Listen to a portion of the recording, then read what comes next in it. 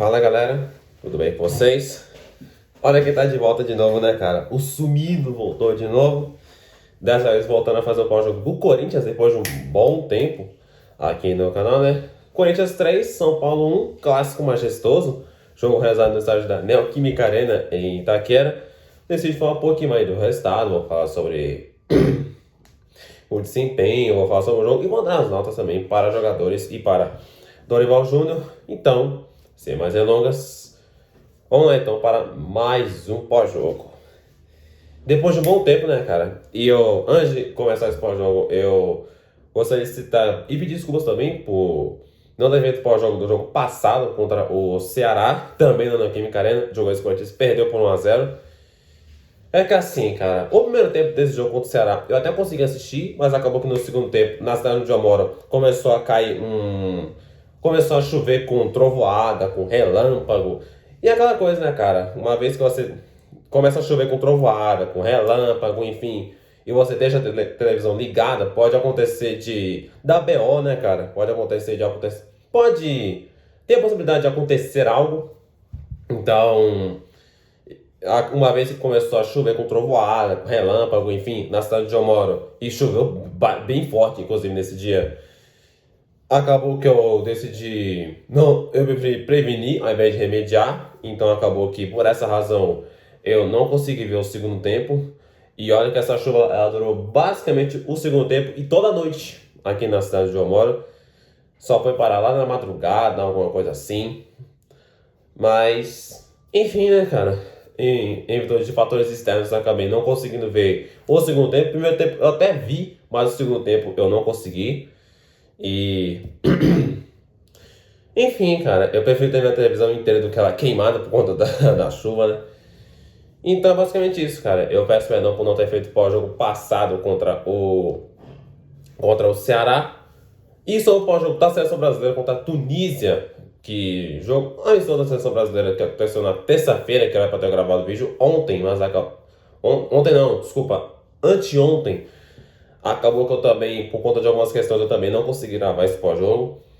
E enfim, cara, eu até vou falar sobre o ano de 2025 na Seleção Brasileira depois, eu pretendo gravar um vídeo específico para isso, enfim. Mas vamos lá, né, cara? Vamos lá, então, fazer esse pós-jogo, então, entre Corinthians 3 e São Paulo 1. Começando então com o resultado, cara. E é aquela coisa, né, cara? Um dos nossos fregueses, olha só quem voltou, né, rapaziada? Se não é um dos nossos fregueses prediletos, né? Ai, cara, 2 anos depois o Corinthians volta a vencer o São Paulo no Campeonato Brasileiro. Faz um tempinho que não vencia, mas enfim, né? Parece que agora temos tudo voltando à normalidade, né? O Corinthians batendo o São Paulo, o nosso freguês histórico, né? O São Paulo. E o freguês está de volta, né, rapaziada? Nosso segundo freguês favorito está de volta. É o segundo, porque o primeiro, obviamente, é o Palmeiras, né? Mas enfim, um dos nossos fregueses favoritos está de volta, né? Nosso freguês fiel. Ai, ai, ai. Mas agora vamos falar sério, né? Vamos falar sério agora. Já fiz a brincadeira, já fiz a zoação. Vamos falar sério agora. Vamos ativar um modo sério. Sobre esse jogo aqui, cara, um resultado importante. Resultado muito importante. O Corinthians fecha o ano 2025 vencendo todos os clássicos. Venceu o São Paulo nessa temporada. Venceu o Palmeiras várias vezes. E venceu o Santos algumas vezes ali, né, cara?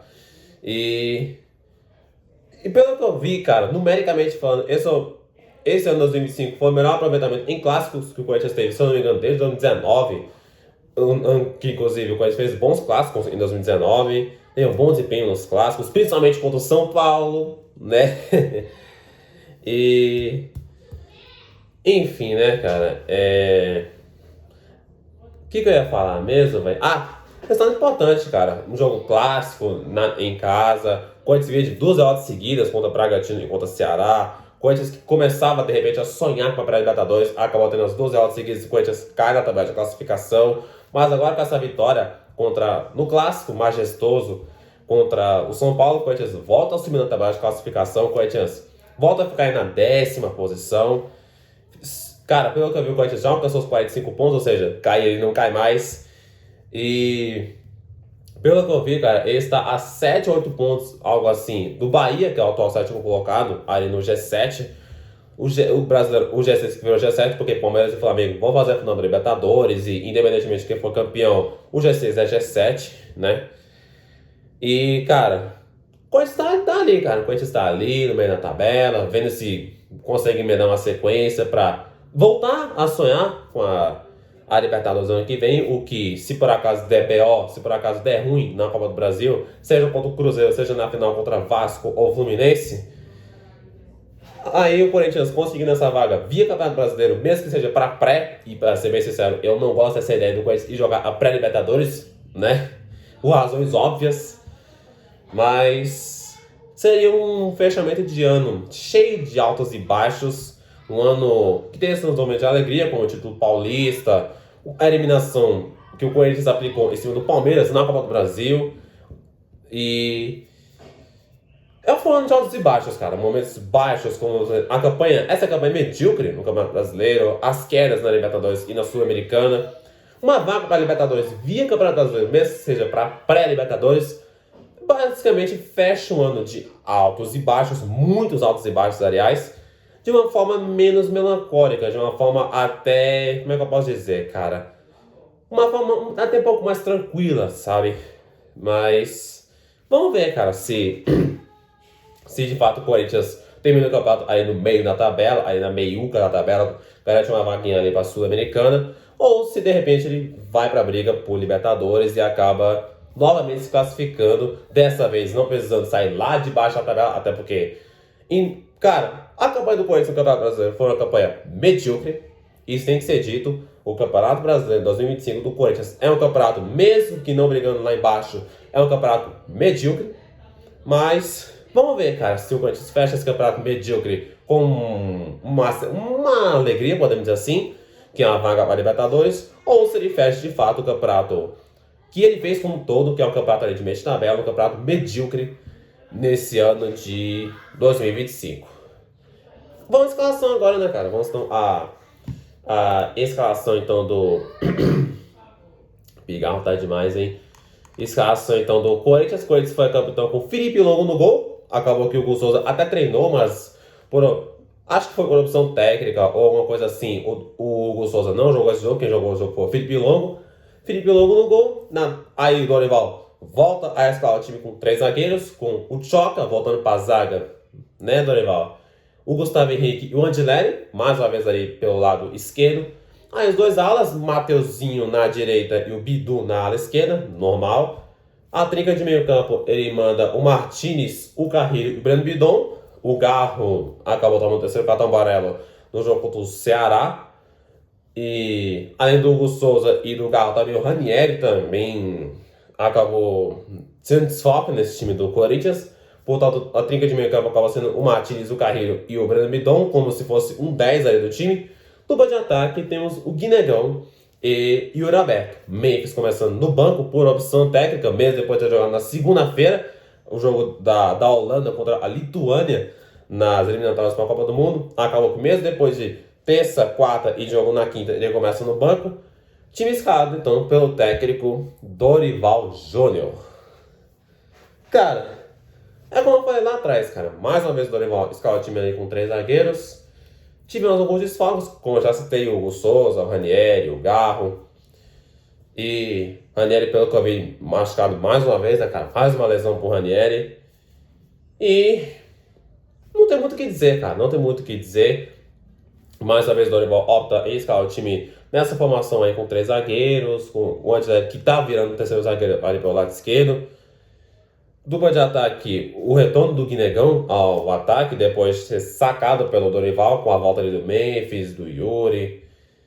E mais uma vez ali o Breno Bidon como uma espécie de camisa 10, que não é muita dele, mas enfim.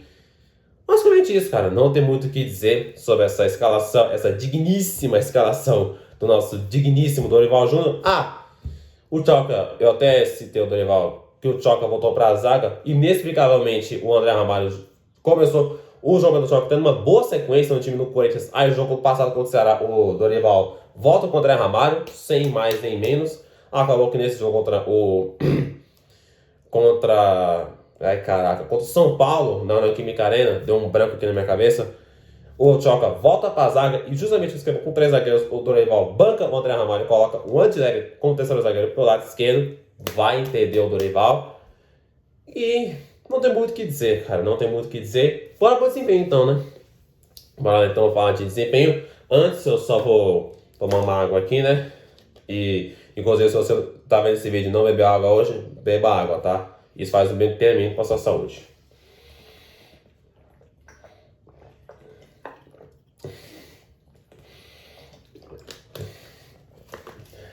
Vamos lá.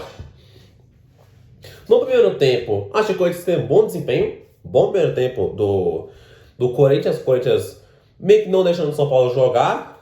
E teve um momento ali no primeiro tempo que o Corinthians estava com 6 finalizações a 0 contra o São Paulo. Realmente, primeiro tempo bom do time do Corinthians. Veio o segundo tempo, cara.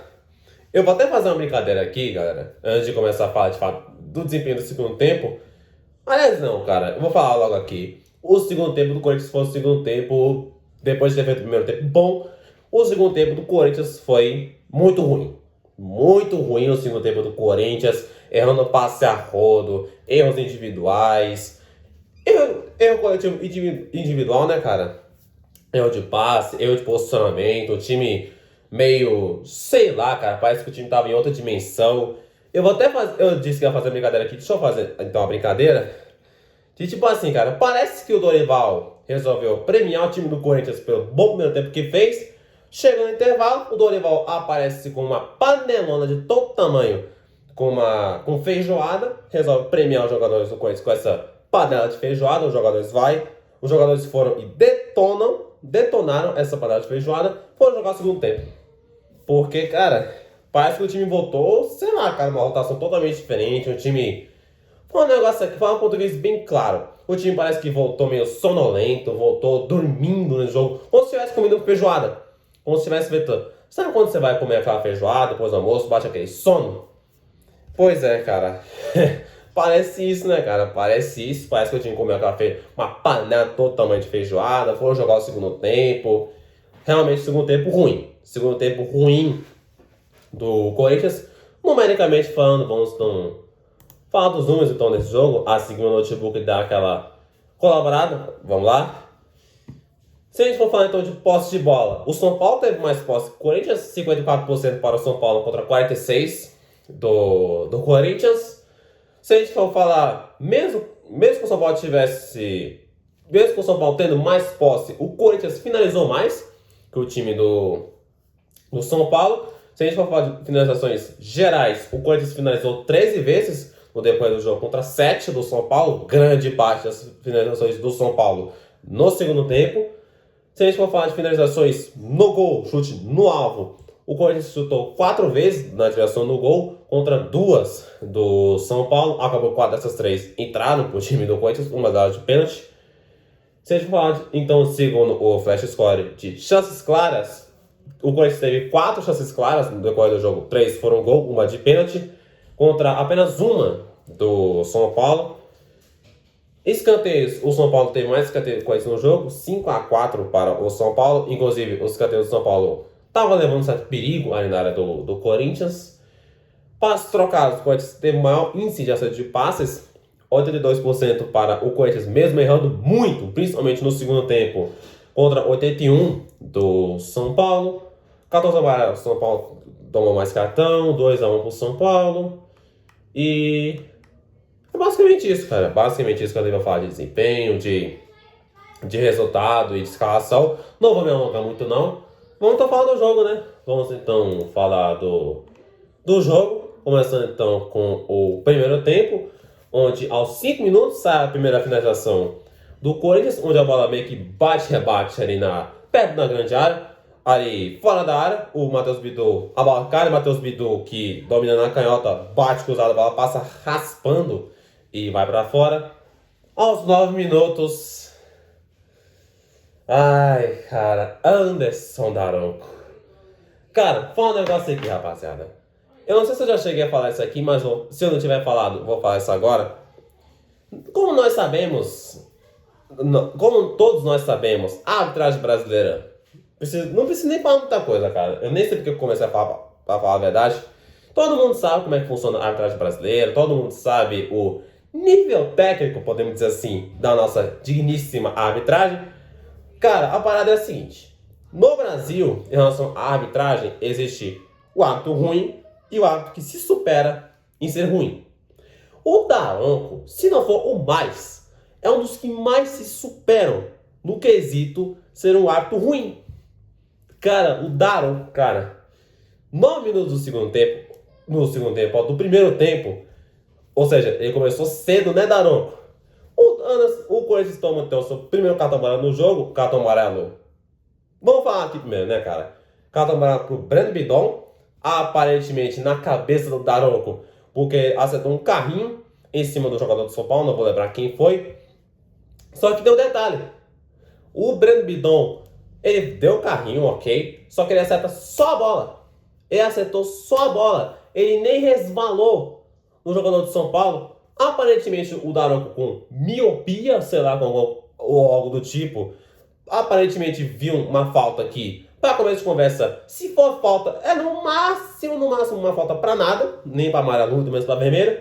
Só que aparentemente o Daronco na cabeça dele achou de bom grado, achou de bom tom, dar cartão amarelo pro Breno Bidon. Assim, nada a ver, cara, nada a ver. Cara, é o que eu falo. Vou falar aqui de novo, cara. No Brasil existe o árbitro ruim e o árbitro que se supera em ser ruim. O Daronco, se não for o mais, é um dos que mais se superam. Cara, inacreditável um negócio desse, cara. E fora que o jogo passa o jogo todo picotando o jogo, para o jogo todo. Como é ruim, cara. Meu sagrado.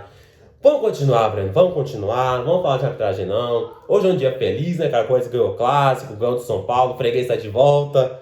Vamos continuar, vai. Vamos continuar. Até porque eu tô cansado de falar de arbitragem. Já cheguei a falar isso no resumo pós-rodada que eu fiz há um tempinho. Vamos continuar, vai. Vamos continuar. Aos 12 minutos, bola da esquerda para o meio. O Mateuzinho bate fora da área. A bola passa até perto, mas vai para fora. Aos 14, escanteio do Mateuzinho. Gustavo Henrique cabeceia para fora. Aos 18, falta do Mateuzinho na barreira. Aos 25, bola cruzada, defesa do São Paulo corta. Sobra pro Caio de fora da área, que chuta, a bola vai por cima do gol. E aos 28, acontece então o pênalti para o Corinthians. Pênalti onde o Ferreirinha dá o tranco nas costas do Breno Bidon. Pênalti claro, cara. Pênalti claro para o Corinthians. O Daronco, que por sinal não ia marcar esse pênalti. Olha só, cara. Eu ainda vejo gente falar que o VAR só veio para atrapalhar. De fato, o pessoal que comanda o VAR é o pessoal, no mínimo, questionável, né? Mas a ferramenta em si, cara, eu acho uma loucura quem fala que a ferramenta VAR só veio para atrapalhar. Cara, se não fosse o VAR, o Daronco nem ia marcar esse pênalti. O Daronco mandou seguir.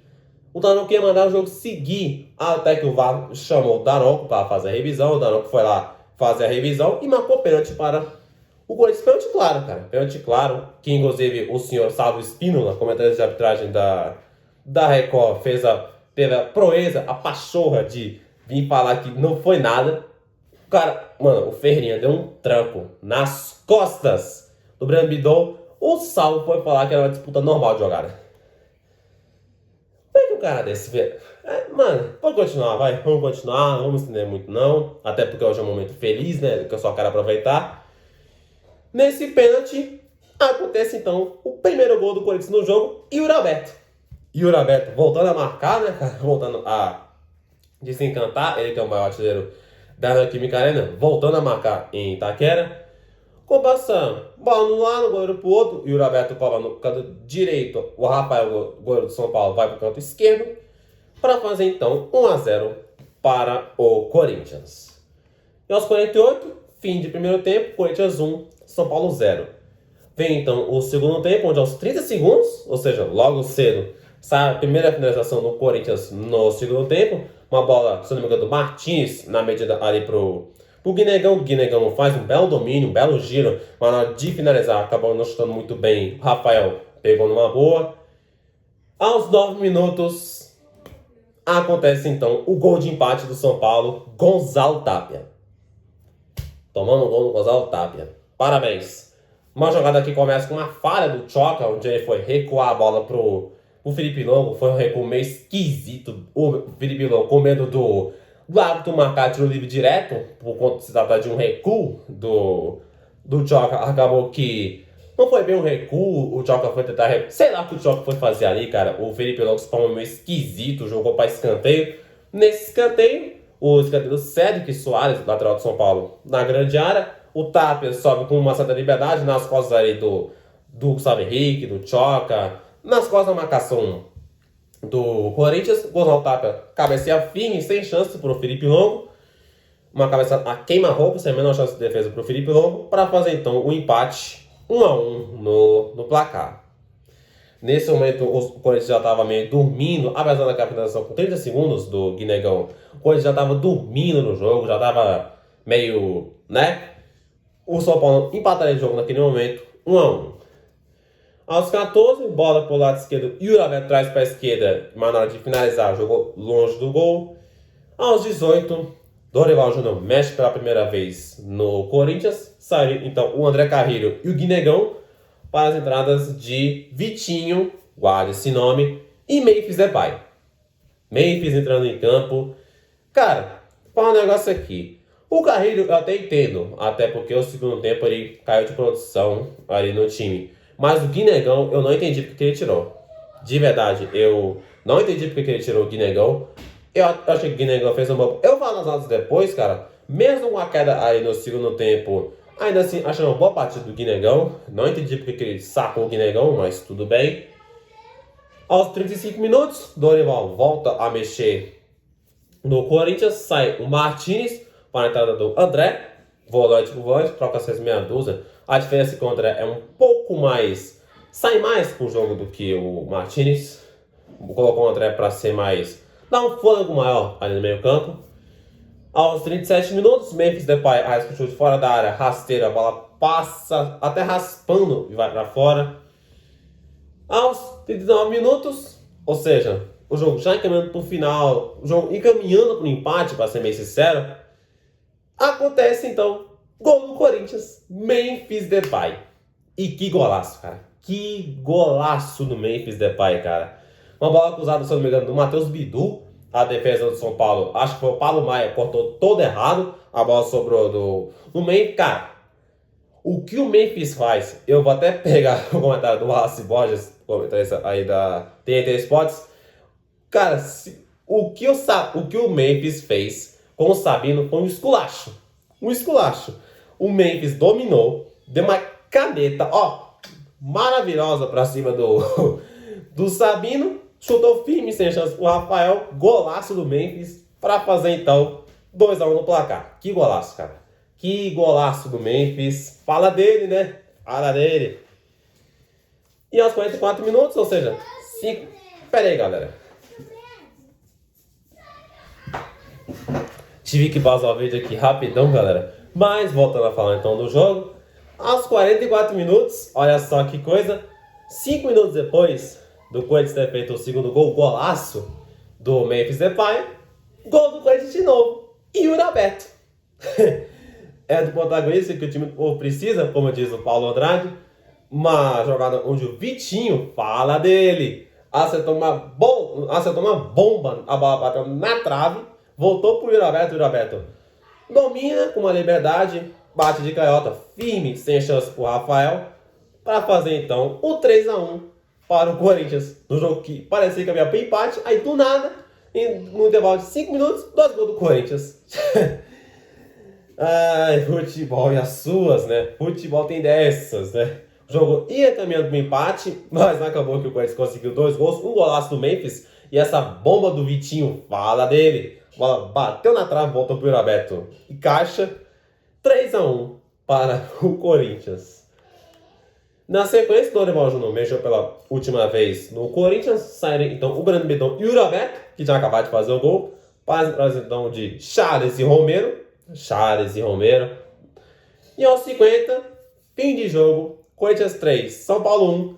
O Corinthians vence então o último clássico paulista aí no estado de São Paulo da temporada de 2025. E aqui então finaliza o resumo do jogo. Vamos então as notas para jogadores e para Dorival Júnior. Já de antemão, eu gostaria de deixar avisado, né, cara, que as notas dos jogadores vão ter uma certa redução, uns mais, outros menos, mas as notas dos jogadores vão ser reduzidas por conta do segundo tempo, né, cara, onde o primeiro tempo do Corinthians foi até bom, mas o segundo tempo o time caiu muito de produção, acabou que as notas acabaram sendo puxadas para baixo por conta dessa queda no segundo tempo. Aviso já passado para vocês. Agora sim, vamos às notas para os jogadores. Comenta aqui embaixo o que você concorda e o que você discorda. Se você discordar das notas, deixe suas notas aqui nos comentários. Felipe Longo, nota 5,5. Não foi tão exigido, não comprometeu. O gol do São Paulo não foi culpa dele. João Pedro Tchoca, nota 4. Eu achei que o desempenho do João Pedro Tchoca foi um desempenho ok, mas acabou que a falha no gol do São Paulo, onde no esquisito que originou o escanteio, que originou o gol do São Paulo, acabou que eu tive que reduzir um pouco a nota dele, nota 4. Acabou que reduziu a nota dele, nota 4 para o Tchoca. Gustavo Henrique, nota 6,5. Uma atuação ok do Gustavo Henrique. Antileri, nota 7. Foi bem o Antileri, gostei da partida do Antileri. Principalmente na parte defensiva, até porque ele foi zagueiro, né? Porro. Agora, nota dos alas agora. Mateuzinho, nota 6,5. Uma atuação ok do Mateuzinho. Matheus Bidu, nota 6. Mesma coisa do Mateuzinho. José Martins, nota 3. Não gostei da partida do Martins, principalmente no segundo tempo, onde ele errou muito passe, perdeu a bola meio tosca. Não gostei da partida do Martins, nota 3. André Carrilho, nota 5,5. Fez um bom primeiro tempo, mas caiu muito no segundo tempo. Breno Bidon, nota 7. Boa batida do Breno Bidon. Sofreu o pênalti que originou o primeiro gol do São Paulo. O tranco do Ferreirinha, que volta a repetir. O Salve Espino teve a pachorra de dizer que não... Vamos continuar. Onde é que eu tava? Guinegão, nota 6,5. Achei uma batida boa do Guinegão, mas acabou que a queda no segundo tempo acabou puxando a nota dele um pouco mais para baixo. Nota 6,5. E o Urabeto, nota 9. Nota 9 pro Urabeto. Fez 2 gols. Fez o primeiro gol de pênalti e o gol numa bola na trave do Vitinho, fala dele. Jogadores que vieram do banco agora. Vitinho, nota 6,5. Acabou que participou do terceiro gol do Corinthians, mandando aquela bola na trave. Memphis Depay, nota 9. Fez o gol decisivo, né, cara? Fez o gol decisivo. O golaço em cima do Sabino. Botou o Sabino no bolso. O Memphis Depay. André, nota 6. Entrou, teve um desempenho ok, o André. Charles e Romero vão ficar sem nota. Eles só entraram lá no finalzinho do jogo. O jogo para acabar. Para finalizar, a nota do técnico, Dorival Júnior, nota 6,5. Uma escalação tem suas questões, mas ok. Substituições, a do Memphis surtiu muito efeito. A do Vitinho também surtiu um certo efeito. Esquema de jogo, primeiro tempo bom, segundo tempo ruim. Resultado, vitória no clássico contra o São Paulo, dentro de casa. E é isso aí, esse foi então o nosso pós-jogo, depois de um bom tempo sem fazer pós-jogo do Coringão. Espero que vocês tenham gostado, se gostou, deixe seu like, se inscreva no canal, ative o sininho de notificação para não perder nenhum vídeo, compartilhe pra galera com o meu conteúdo. Forte abraço, Deus abençoe a todos vocês, tamo junto e é nóis!